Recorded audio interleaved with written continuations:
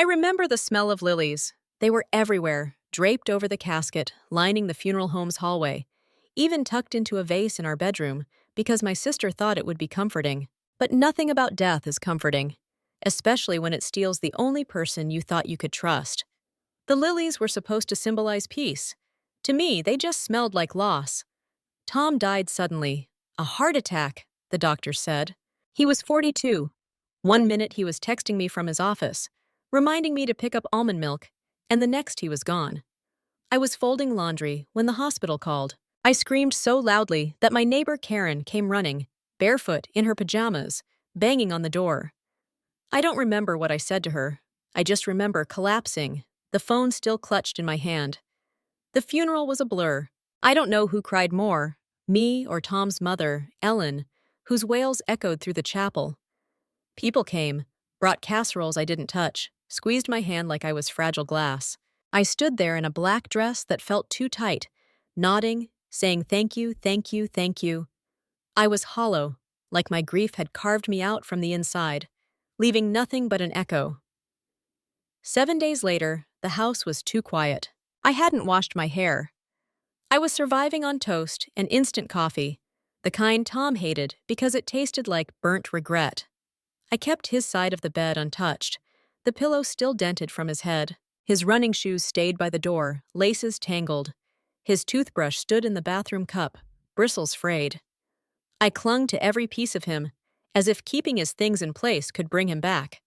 Looking back, there were signs I ignored. Tom's work trips that lasted entire weekends, when he'd come home smelling faintly of a cologne I didn't recognize.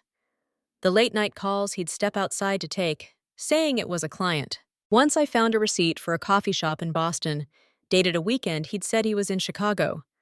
I asked him about it, and he laughed, said it was a mix-up, a colleague using his card. I believed him. I always believed him. Love makes you blind, or maybe it just makes you choose not to see. Then the phone rang. It was a number I didn't recognize, with an area code from somewhere in Connecticut. I almost let it go to voicemail, but something, grief, curiosity, or just exhaustion, made me pick up. I wish I hadn't. A woman's voice, calm, polite, too polite. Hi, is this Melissa Chambers? Yes, I said, rubbing my temple, my voice hoarse from disuse. Who is this? My name is Claire Thompson. I'm so sorry to call you like this. I know it's a terrible time, but I believe we need to talk. It's about Tom. Her tone said everything before her words did. My stomach dropped, a cold, heavy weight settling in my chest. What about Tom?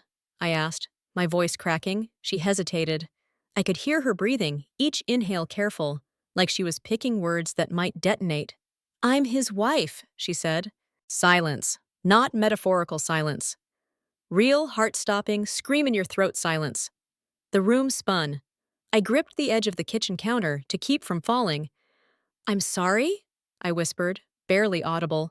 I've been married to Tom for 11 years, she said, her voice trembling now. We have a son. His name is Caleb. He's 9. The blood drained from my body. I sank to the floor, the phone pressed to my ear like it weighed 1,000 pounds. My mind raced, trying to find a foothold, something to make this make sense. I don't understand, I said. I've been married to Tom for 15 years. I met him when I was 22. I was his wife. Claire didn't respond right away. When she did, she was crying. Quiet, gasping sobs that I recognized from my own nights alone. So was I. I didn't hang up. I don't know why. Maybe I needed her to say something, anything, that would unravel this nightmare. But nothing did. Nothing ever would. I only found out because of the obituary, Claire said, her voice breaking. It listed you as his wife. I thought it was a mistake. I looked you up on Facebook. That's how I got your number. A mistake.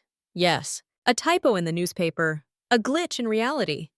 But this wasn't a typo. This was my entire marriage splitting open like a cracked windshield. Sharp, dangerous, impossible to ignore. She asked if we could meet. In public. A cafe downtown, neutral ground. I said yes, not because I wanted to, but because I had to. There was a sick, desperate need to see her face, to prove this was real. The next day, I sat in a corner booth at the Daily Grind, a coffee shop with exposed brick walls and the hum of espresso machines.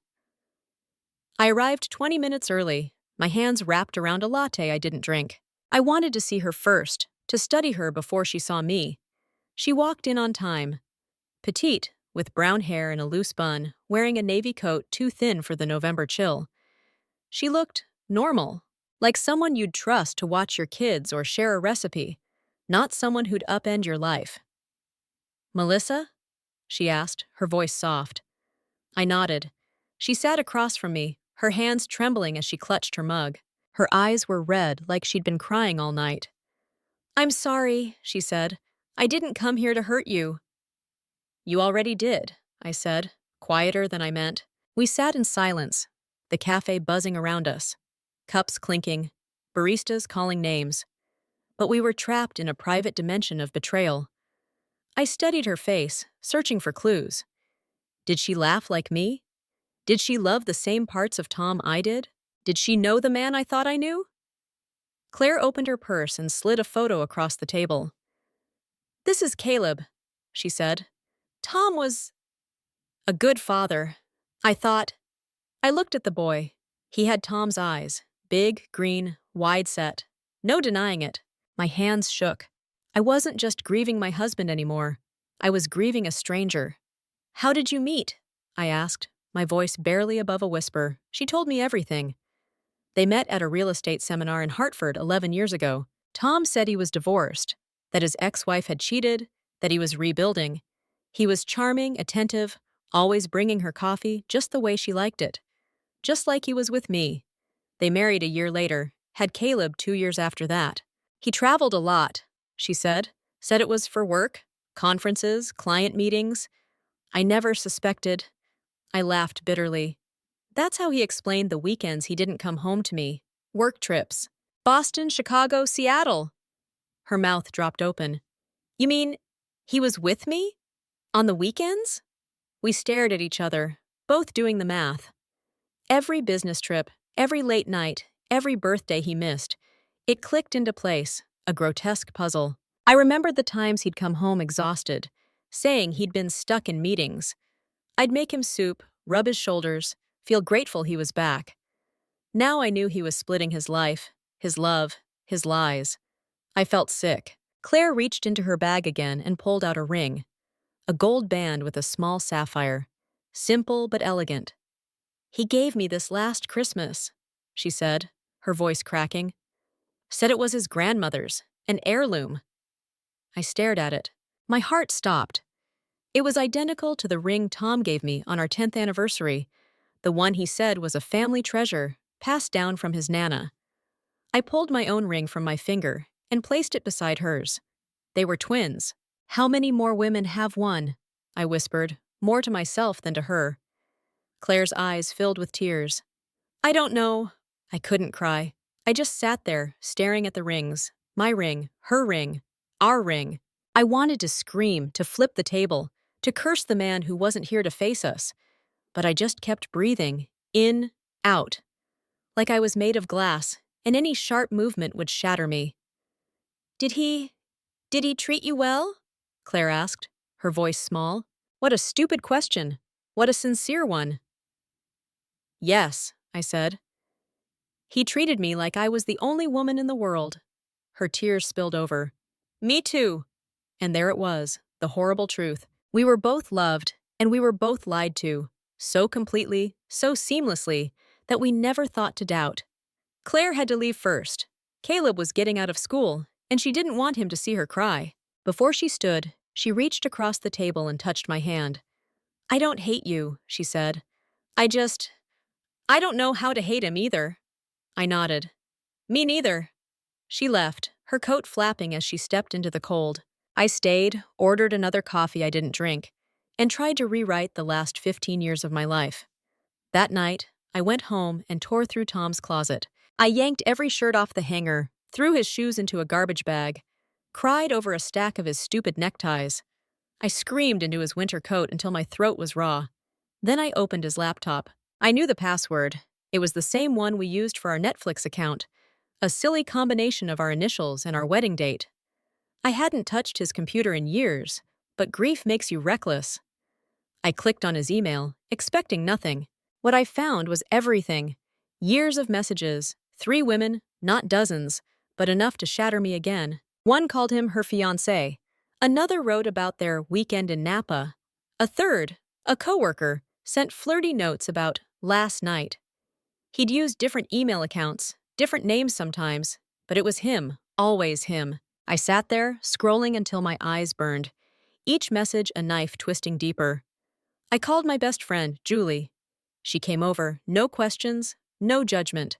She found me on the floor, surrounded by Tom's shirts, the laptop glowing like a crime scene. She held me as I sobbed, my body shaking like it might break apart. How could I be this blind? I kept asking. You weren't blind, she said. You were in love. Love. That word felt like a cruel joke now, a trick. I couldn't sleep that night. Every time I closed my eyes, I saw Tom's face, smiling, lying. I remembered our first date, when he took me to a diner and we shared a milkshake like teenagers. I remembered our wedding, how he cried when I walked down the aisle. I remembered the night he stayed up with me when I had the flu, holding my hair as I vomited. Were those moments real, or were they just part of his performance? The next day, I called Tom's colleague, Mark, who'd worked with him for years. I didn't know what I was looking for. Answers, closure, anything. Mark sounded uneasy when I mentioned Tom's trips. He was always on the move, Mark said. Sometimes he'd say he was meeting clients, but I don't know, he was vague. I figured he was just private. Private. That word haunted me. Tom wasn't private. He was a magician, compartmentalizing his life with the precision of a surgeon.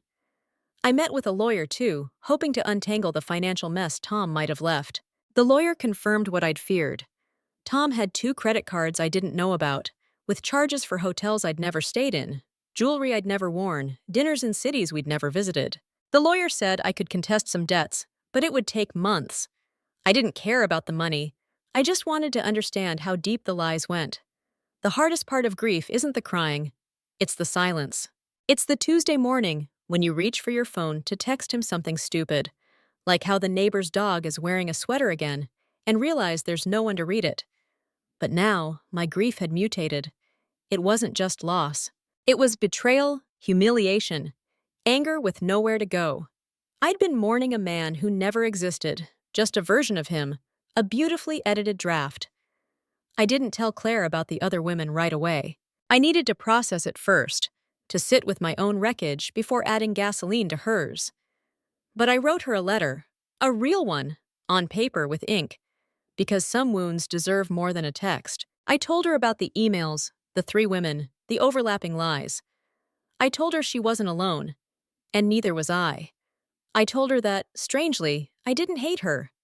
In fact, she was the only person who might understand this particular kind of pain. A month later, we met again, this time at a park near her house. It was December, the air sharp with frost. She brought Caleb, her son. I'd been nervous about meeting him, afraid I'd see Tom and break. But when I looked at Caleb, kicking a soccer ball with his scarf trailing, I saw innocence, a child caught in the mess of his father's choices. Claire and I sat on a bench, wrapped in coats, watching Caleb play. She told me about her life with Tom, how he'd read Caleb bedtime stories, how he'd promised to take them to Disney World. Then she told me about her anger, not just at Tom, but at herself for believing him. I'm selling the house, she said. I can't stay there. Every room feels like a lie. I'm moving to Seattle, starting over. Caleb deserves better. I admired her. She wasn't just surviving, she was rebuilding. I told her about the lawyer, the credit cards, the emails. I told her I was trying to rebuild too, but I didn't know where to start. You'll figure it out, she said. And for the first time, she smiled. A real one, not born of pain. Before we parted, we hugged. No awkwardness, just recognition. 2 women who'd loved the same liar, now bound by something stronger than his betrayal. I don't hate you either, she said, echoing my words from the cafe. I smiled. For her, for Caleb, for all of us starting over. In the end, Tom got a proper burial. But the truth? That took longer to lay to rest. I stopped asking why. It didn't matter. The only thing that mattered was who I became after, so I started living. For real this time. I booked a trip to Rome, something I'd always wanted, but never done because Tom preferred beaches. I wandered the Colosseum, ate cacio e pepe in a tiny trattoria, and cried in a church because the candles reminded me of lilies. I cut my hair short and dyed it auburn, a color Tom once said was too loud. I started writing essays, not for publication, just for me, about grief, love, and the woman I was becoming. Every now and then, grief sneaks back like a shadow. I don't push it away. I make room for it. I sit with it. I let it remind me how far I've come. Tom is gone. So is the illusion. But I'm still here, wiser, stronger, whole. I wrote that letter to myself, the one I promised. To the woman who loved blindly, who gave everything, who grieved a man who never existed. I forgave her, and I finally said goodbye.